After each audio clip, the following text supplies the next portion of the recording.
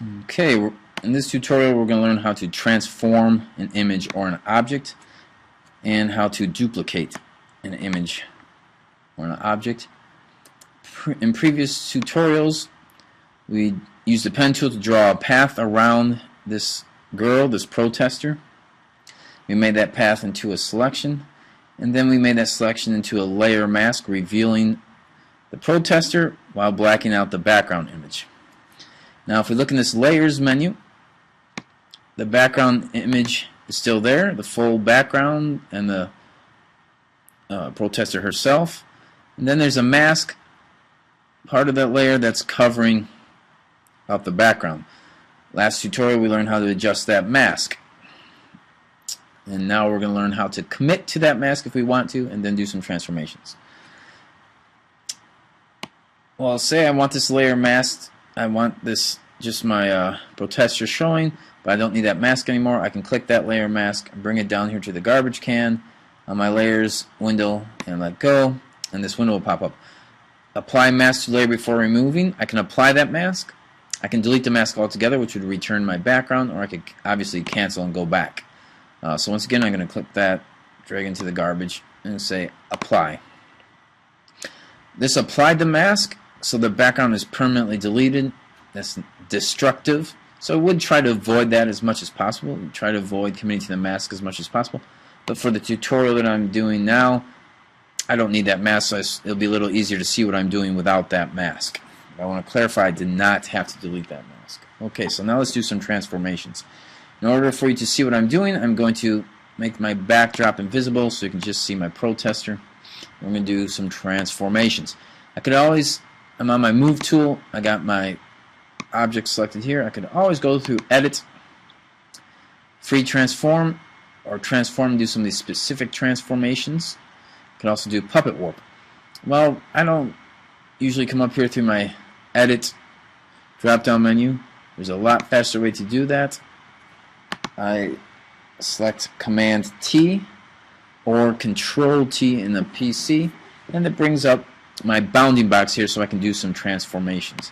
Some of the basic ones I can do at this point is make my object larger or smaller by grabbing the corner here.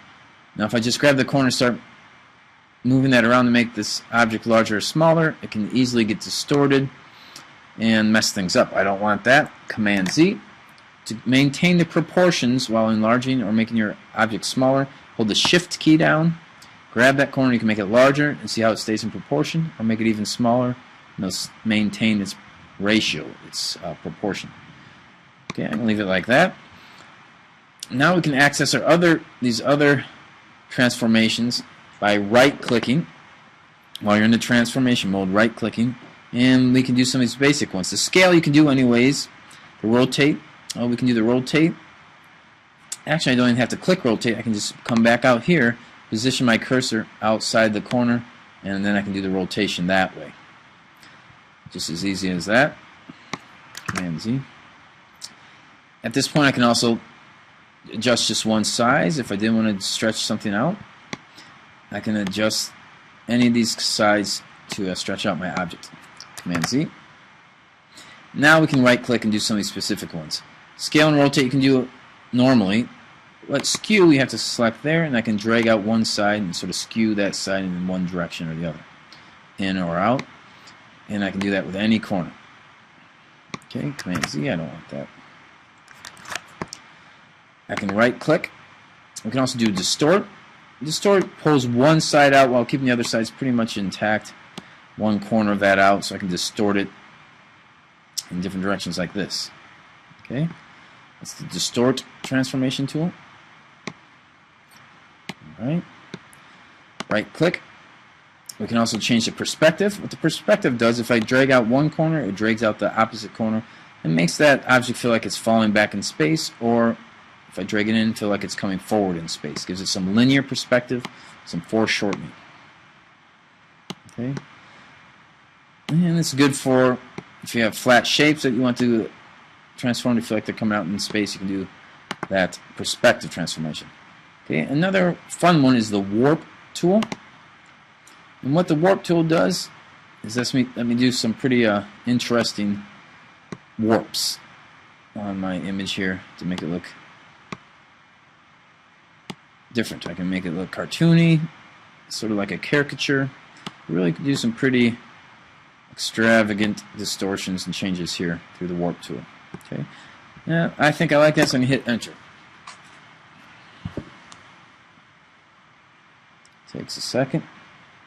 There we go. So now I did that warp tool. I don't like that. I changed my mind. I'm going to go back to the way it was before. Option Command Z. Option Command Z will bring me back to how it was before. Let me go over that one more time. Command T. And right click, and there's those distortions or those transformations we did before. And here's some more we can do. We can rotate it 180 degrees. Command Z. I don't want that. I can right click, rotate 90 degrees clockwise. Command Z. Right click, rotate 90 degrees counterclockwise. I don't like that. Command Z to bring it back to where it was. Right click, I can flip it horizontal. And right click, flip vertical. Okay. And right click. I'm going to flip horizontal one more time and vertical one more time. It gets back where we were. And I can go ahead and flip it horizontal. And I'm just going to distort it just a little bit. Right click, distort. And hit enter, and there we go. That's how I want my person to look now. And maybe I do one more transformation, Command T. We can also flip things horizontally or vertically this way, but it's easy for them to get distorted if we don't, if we're not careful. So the best way would be to right click, flip horizontal. There we are. Hit enter. Okay, so those are some of your basic distortions. Now let's look at the puppet warp. With my object selected, I can go to Edit, Puppet Warp. I'm going to zoom in a little, Command plus plus, and it brings up this triangular grid system, which marks different parts of my object. Well, now my cursor changes to this thumbtack or push pin. What I can do with that is I can pin down certain areas that I don't want to be affected by this warp. I can sort of pin that down and keep those from moving.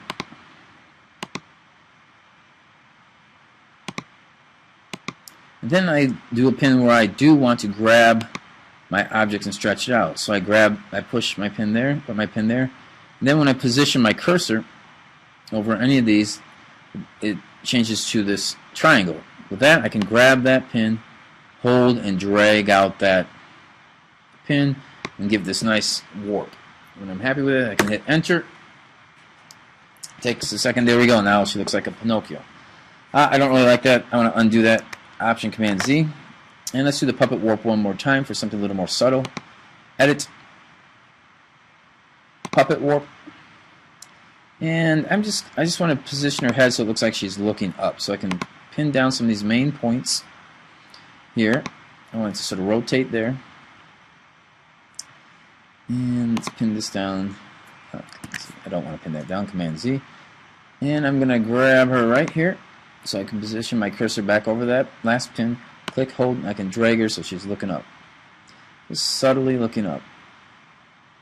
Just a slight change of her position of her head. Okay, looks good. Hit enter. There we are. Command minus.